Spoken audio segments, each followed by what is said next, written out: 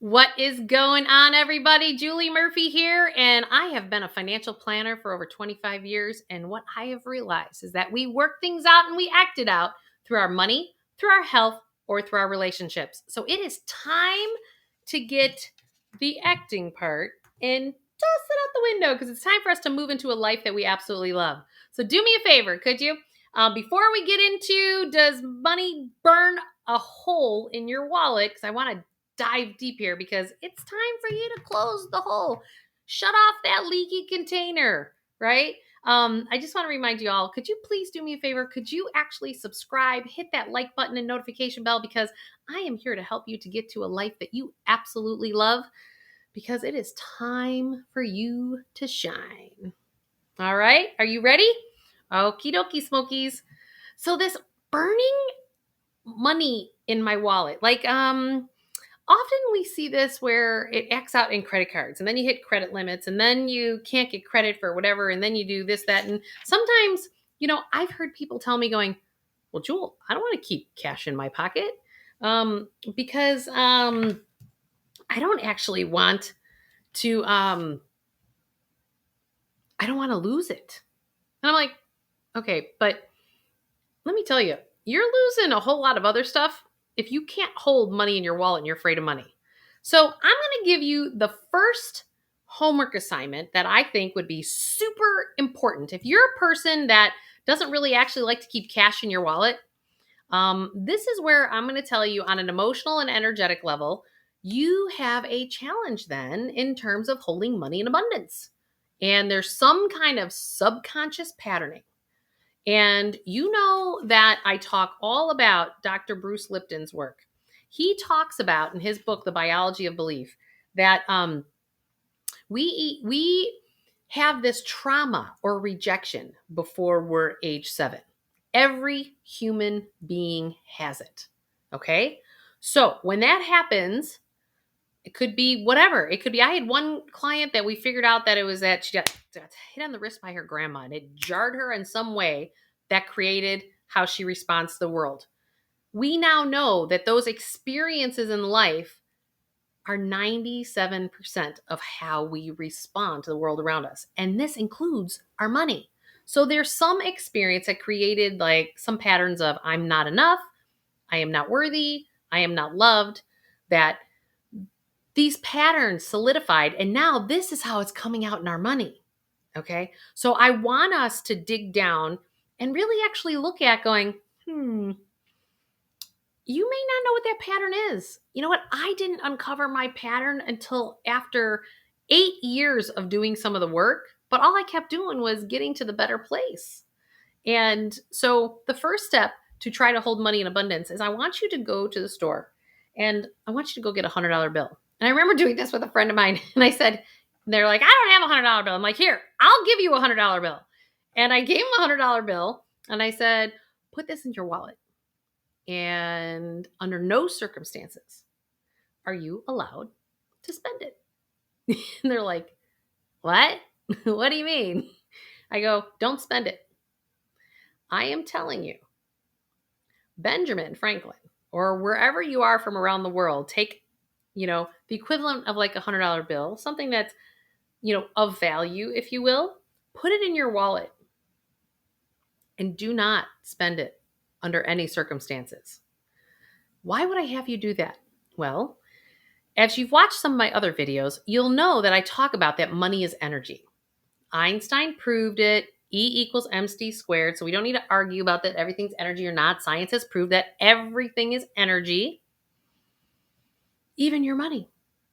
So if you put a $100 bill or whatever your currency is into your wallet and you leave it there, and under no circumstances, if Benjamin Franklin on the front of that $100 bill is talking to you, or whatever currency that is that you have and you're putting in your wallet, if that currency on some level sending you some messages, it's because this is your subconscious mind. It's starting to come up. No different than when I'll have people address their emotion behind money. Because remember, from my book, The Emotion Behind Money, this is the workbook that goes along with it.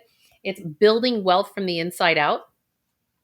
I talk about the fact that emotionally, we have to get those emotions up and out. So putting this money inside of your wallet, this cash inside of your wallet, actually will, the parts of you that are financially scarce and not financially abundant will start to rise to the surface. And I've had people be like, "Oh my God, it's like this tug and pull." It's kind of like having like your favorite treat in your cabinet and you're not allowed to have it because you're on a diet. It's the same thing. It's like addressing those subconscious patterns.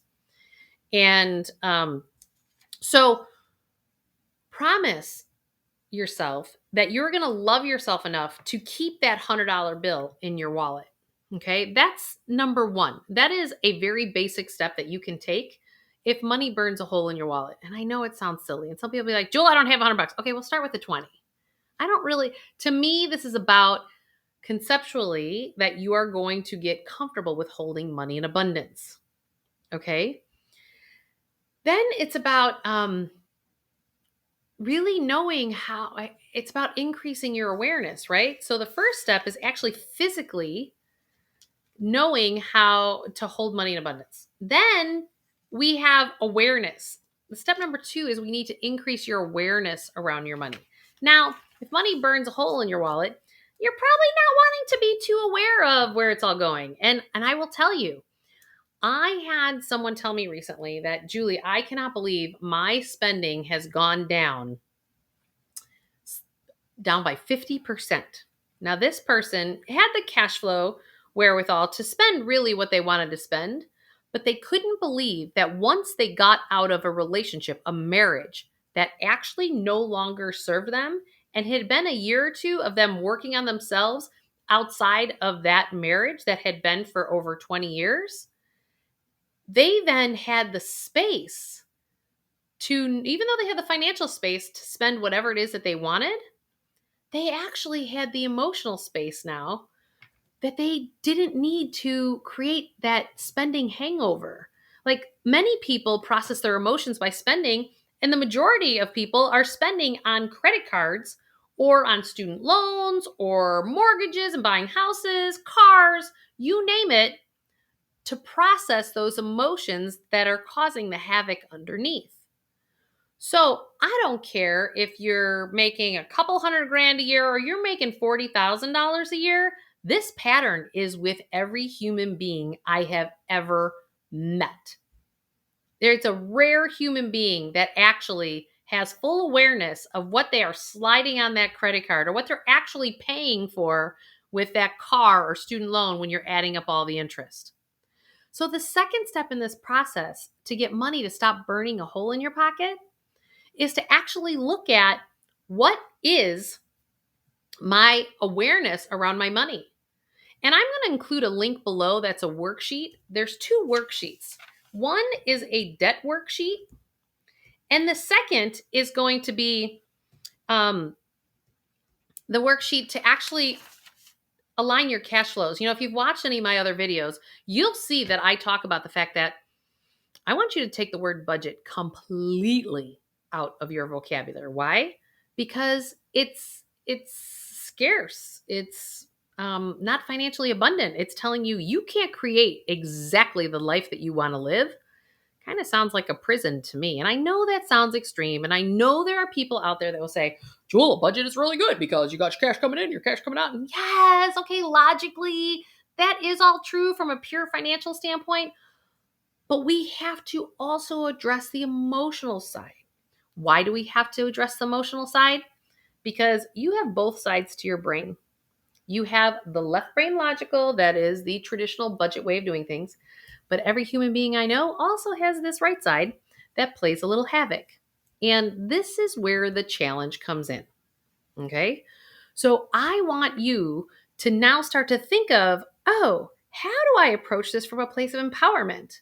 Because not only do I want you to have the awareness. So step number 1 is physically get comfortable with money in abundance. If money is burning a hole in your wallet, that's the first step. Number 2 is I want you to increase your awareness. And I've included the links below for you to start to kind of nudge yourself into the direction of feeling a little bit more comfortable.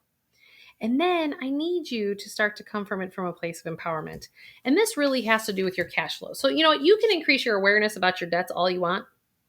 And then you can increase your awareness around how your income's coming into your checking account and how your expenses are going out of your checking account. But the empowerment piece is kind of like the icing on the cake. Why? Because when you're sitting there and you're like going, well, I can choose this one or I can choose that one. Oh, I have to do this because my boss didn't give me a pay raise, or the pandemic, or so you're blaming. So when we start to, if you find yourself going into a pattern of blaming is actually a piece where you can now go, oh my gosh, I just blamed. So what is unresolved inside of myself? That is how you start to shift to a place of financial empowerment instead of being a financial victim of whether it's circumstance, whether it's divorce, the economy, your employer, your parents, blah, blah, blah, blah, blah. We all have something that we could choose for that to be. Because I even hear people who have $300 million trust funds doing exactly the same kind of complaining. I know some of you are sitting there going, well, I wouldn't be complaining if I had a threat. Trust me, it's still happening. Why? Because we're all human beings and we all have this unresolved emotional piece. So how do we come from a place of empowerment? And I want to use this as an example that even if you are, relying on someone else for your money, you may feel guilty that you're not doing your part. And that's why money then burns a hole in your pocket and you recreate these suffering patterns. Well, how do you shift to a place of empowerment? Is you start to say, I understand that this is my current circumstances, but how do I take my financial power back? And it's not about being a jerk. It's not about, you know, being disrespectful to those around you. You just say, what does my heart want to do today? And I know some of you are going to try to give me some silly answers like, "Oh, I want to go travel around the world." Blah, blah. Come on. You know what? You have to increase your awareness about the reality that you already have created and that you already have, and then apply your place of empowerment from that place of reality. Problem is, most people have this such a big disconnect between their reality and where they desire to be, that's when it triggers all the blame, shame, guilt, and judgment. And then you just stay on the treadmill of life and you actually don't actually shift out of this money is burning a hole in your pocket. So when you start to look at even this person who is, to most people would think, completely financially well off and doesn't have to worry about it the rest of their lives, could choose not to work, but she's able now to do her heart work in the world. So she started mentoring younger people who are from very poor neighborhoods and she was using this extra cash flow to actually seed and plant and launch other souls into their passion and purpose for what they're supposed to do in the world. So no matter how many zeros you have, whether you're on the poor spectrum or you're on the uber wealthy spectrum, there is something that you can do to now start to shift into more of a place of financial empowerment when you start asking yourself the question of what's important to me today.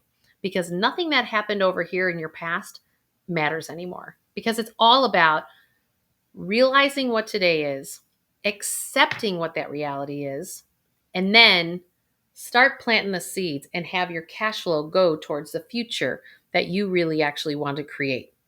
And that could be from what kind of bills you want to pay monthly to quality of life. I cannot tell you over the last couple of years how many people I've helped switch and go to different states and different countries because it's time for them to go live more in alignment with their heart. And it's not about where they were expected to live and do everything else. So just love yourself enough. Promise me that you will start taking this place to stop having money burn a hole in your pocket, whether you're spending 10 grand a month or you don't have enough and it seems like it's flying out as fast as it's flying in. Do these 3 steps. Put that $100 bill in your wallet. Start to create a healthy, energetic connection with money. Second, increase your awareness. Use those worksheets I told you about below. And then third, decide how you're going to come from it from a place of empowerment. And if you're having some challenges, I'm going to be doing an online group coaching session soon. So look out for that because we are going to get you to exactly the life that you love because you need it. And Don't forget, you can get my awakenyourwealthbook.com for free. You just have to pay for your own shipping. So I've gotten the link right there below. And if you need an individual consultation and you need some help, myself or any other financial planners in my office can help you. Just send an email to info@jmcwealth.com. And please don't forget, hit that notification bell and hit the subscribe and like button. And please, the most important part, can you share this? Because if we share this with the world at large, then we're all going to get to a life that we love.